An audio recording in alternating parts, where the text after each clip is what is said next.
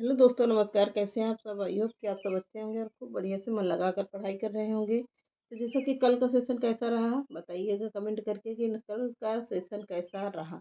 नारी जीवन के ऊपर आधारित सभी प्रश्न थे, तो आप लोगों को प्रश्न प्रैक्टिस कर रहे होंगे तो उसमें मिल रहा होगा कि कैसा सेशन है। ऐसे ही प्रश्न आप लोगों की परीक्षा में पूछे जाते हैं, तो आप लोग कमेंट करके बताइएगा कि हाँ सेशन कैसा था।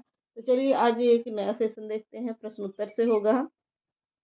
यहाँ से आप लोग कंटिन्यू करिएगा और नोट जरूर कर लीजिएगा कि यहाँ आज का सेशन कैसा है। तो चलिए पहला प्रश्न देखते हैं। विद्यापति को रहस्यवादी कवि किसने कहा है? प्रश्न है बहुत ही इम्पोर्टेंट। विद्यापति को रहस्यवादी कवि किसने कहा है? तो ग्रियर्सन ने कहा है। किसने?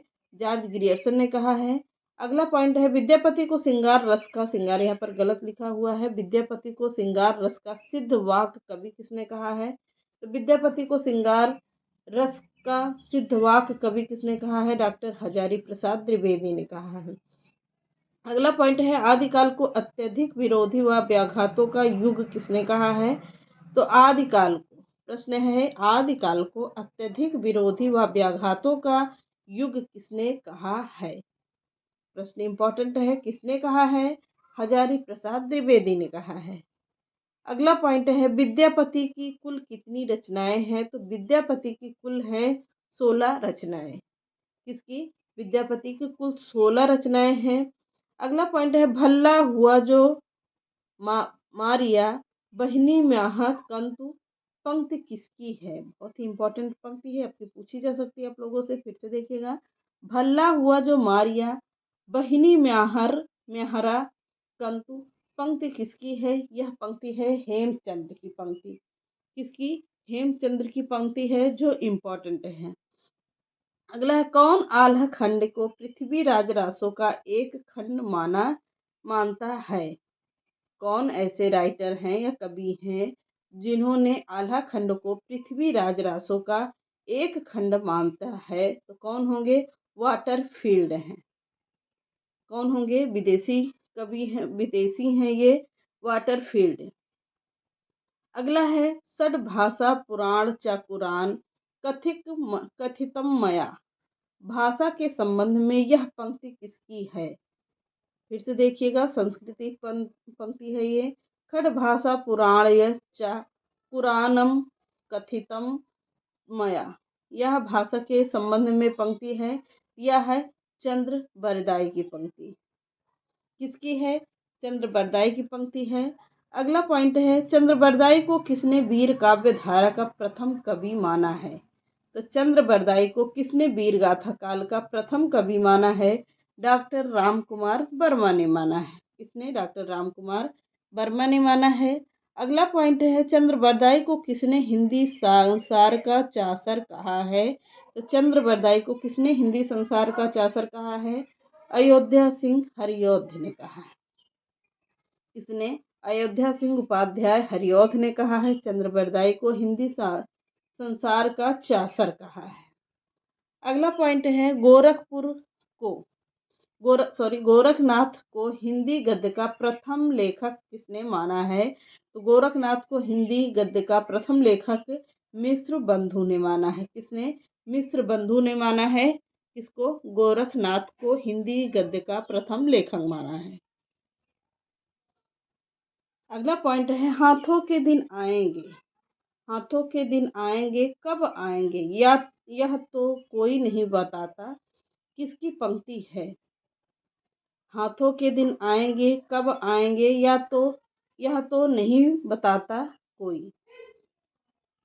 किसने कहा है? किसकी पंक्ति है? यह त्रिलोचन की पंक्ति है। हाथों के दिन आएंगे कब आएंगे, यह तो कोई नहीं बताता, किसकी पंक्ति है? त्रिलोचन की पंक्ति है। अगला पॉइंट है पुरानी भाषा जिसे काव्य भाषा कहकर पढ़ा या पढ़ाया जा रहा है। पुरानी भाषा जिसे काव्य भाषा कहकर पढ़ा या पढ़ाया जा रहा है, वर्तमान में रचना धर्मी के प्रयोजन की वस्तु कम ही है। किसका कथन है यह है त्रिलोचन का कथन। किसका कथन है? त्रिलोचन का कथन है। क्या कहा है? पुरानी भाषा जिसे काव्य भाषा कहकर पढ़ा या पढ़ाया जा रहा है। वर्तमान में रचना धर्मी के प्रयोजन की वस्तु कम ही है। किसका कथन है? त्रिलोचन के कथन है। अगला पॉइंट है, अपनी राह चला आँखों में रहे निराला। अपनी राह चला आँखों में रहे निराला, यह कब की पंक्ति है? यह किसने कहा है? तो त्रिलोचन ने कहा है। किसके बारे में कहा है? निराला जी के बारे में कहा है। जब निराला जी की मृत्यु होने पर आई थी, एकदम मतलब मृत्यु के कगार पर थे। यह पंक्ति त्रिलोचन ने निराला जी के ऊपर कहा है। अपनी राह चला निराला, आँखों में रहे निराला, यह त्रिलोचन की पंक्ति है। बहुत ही इम्पोर्टेंट पंक्ति है, पूछी जा सकती है। अगला पॉइंट है, खाली पेट भरूं कुछ करूं कि चुप मरूं, किसकी पंक्ति है? खाली पेट भरूं कुछ करूं कि चुप मरूं, किसकी पंक्ति है? त्रिलोचन की पंक्ति है। किसकी है? त्रिलोचन की पंक्ति है। अगला है, फणीश्वर नाथ रेणु ने त्रिलोचन को सबद योगी कहा है। किसने कहा है? फणीश्वर नाथ रेणु ने त्रिलोचन को सबद योगी कहा है। बहुत ही इंपॉर्टेंट प्रश्न है ये। किसने कहा है? तो फणीश्वर नाथ रेणु ने त्रिलोचन को सबद योगी कहा है। अगला पॉइंट देखते हैं, हिंदी काव्य धारा की रचना की है। किसने किया है? तो राहुल सांकृत्यायन ने किया है। क्या? हिंदी काव्य धारा की रचना किसने किया है? राहुल सांकृत्यायन ने किया है। अगला पॉइंट है, विश्वनाथ प्रसाद द्वारा रचित ग्रंथ। विश्वनाथ प्रसाद द्वारा रचित ग्रंथ है हिंदी साहित्य का अतीत, कितने भाग में है? यह प्रश्न कह रहा है। विश्वनाथ प्रसाद द्वारा रचित ग्रंथ हिंदी साहित्य का अतीत कितने भागों में है? तो 2 भागों में है। कितने भाग में कह रहा है? तो 2 भागों में कह रहा है। अगला पॉइंट है, आदिकाल को अंधकाल काल किसने कहा है? तो बहुत ही इंपॉर्टेंट है ये प्रश्न, वेरी वेरी करके लिख लीजिएगा। आदिकाल को अंधकार काल किसने कहा है? तो डॉक्टर कमल कुलश्रेष्ठ ने कहा है। किसने? डॉक्टर कमल कुलश्रेष्ठ ने कहा है। आदिकाल को अंधकाल के नाम दिया है। अगला है, आदिकाल का नामकरण सिद्ध सामंत काल किया है। किसने किया है? तो आदिकाल का नामकरण सिद्ध सामंत काल किसने किया है? तो राहुल सांकृत्यायन ने किया है। किसने? राहुल सांकृत्यायन ने किया है। अगला पॉइंट है, आदिकाल को वीर गाथा की संज्ञा किसने दिया है? तो आदिकाल को वीर गाथा काल की संज्ञा किसने दी है? विश्वनाथ प्रसाद मिश्र ने दी है। किसने? विश्वनाथ प्रसाद मिश्र ने दिया है। अगला पॉइंट है, मिश्र बंधु विनोद इतिहास खंड के कितने भाग हैं? तो मिश्र बंधु विनोद इतिहास खंड के कितने भाग हैं? तो 4 भाग हैं। कितने? 4 भाग हैं। मिश्र बंधु विनोद इतिहास के 4 भाग हैं।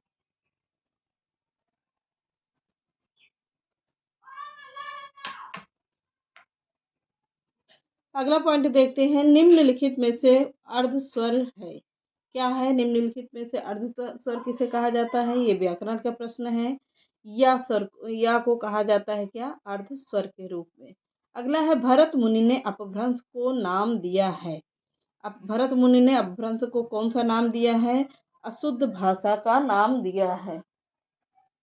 क्या नाम दिया? अशुद्ध भाषा का नाम दिया है। अगला है, चोल शासकों की भाषा क्या थी? तो चोल शासकों की भाषा थी तमिल भाषा। कौन भाषा थी? तमिल भाषा थी। अगला पॉइंट देखते हैं, जन्मेजय का नाग यज्ञ किसकी कृति है? तो जन्मेजय का नाग यज्ञ है किसकी कृति? तो जयशंकर प्रसाद की है। किसकी है? जयशंकर प्रसाद की है जन्मेजय का नाग यज्ञ। अगला पॉइंट है, छायावादी कवियों ने, बड़ा पॉइंट होगा ये, छायावादी कवियों ने जब आध्यात्मिक प्रेम को अपनी कविताओं में व्यक्त किया तो ऐसी कविताओं को किस वाद के अंतर्गत रखा गया है? तो छायावादी कवियों ने जब आध्यात्मिक प्रेम को अपनी कविताओं में व्यक्त किया तो ऐसी कविताओं को किस वाद के अंतर्गत रखा गया? रहस्यवाद के अंतर्गत रखा गया। अगला पॉइंट है, काव्य क्षेत्र में प्रबंध शिरोमणि की उपाधि किसने दी गई है? तो काव्य क्षेत्र में प्रबंध शिरोमणि की उपाधि किसे दी गई है? मैथिली शरण गुप्त को दी गई है। किसको? मैथिली शरण गुप्त को दी गई है प्रबंध शिरोमणि की उपाधि। अगला है तोड़ती पत्थर कविता के कवि हैं। बहुत ही इंपॉर्टेंट रचना, हम लोग 6-7 में पढ़े थे। तोड़ती पत्थर कविता के रचनाकार हैं सूर्यकांत त्रिपाठी निराला। कौन होंगे? सूर्यकांत त्रिपाठी निराला की रचना है ये, वो तोड़ती पत्थर। अगला पॉइंट है कौन सी बोली पश्चिमी हिंदी की नहीं है? तो बघेली भाषा को पश्चिमी हिंदी के अंतर्गत नहीं रखा जाता है। अगला पॉइंट होगा इनमें संयुक्त व्यंजन कौन सा है? तो ये संयुक्त व्यंजन है ज्ञ। जा और इया को मिलाकर कौन सा शब्द बन रहा है? ज्ञ बन रहा है, तो संयुक्त व्यंजन के रूप में कहलाता है। अगला पॉइंट है जायसी ग्रंथावली के संपादक का नाम है। जायसी ग्रंथावली के संपादक का नाम क्या है? रामचंद्र शुक्ल है। क्या? रामचंद्र शुक्ल है। तो ये रहे आज के कुछ इंपॉर्टेंट प्रश्न। तो कमेंट में बताइएगा कि आज का सेशन कैसा रहा और प्रैक्टिस जरूर करते रहिएगा। चलिए मिलते हैं नेक्स्ट क्लास में। नमस्कार।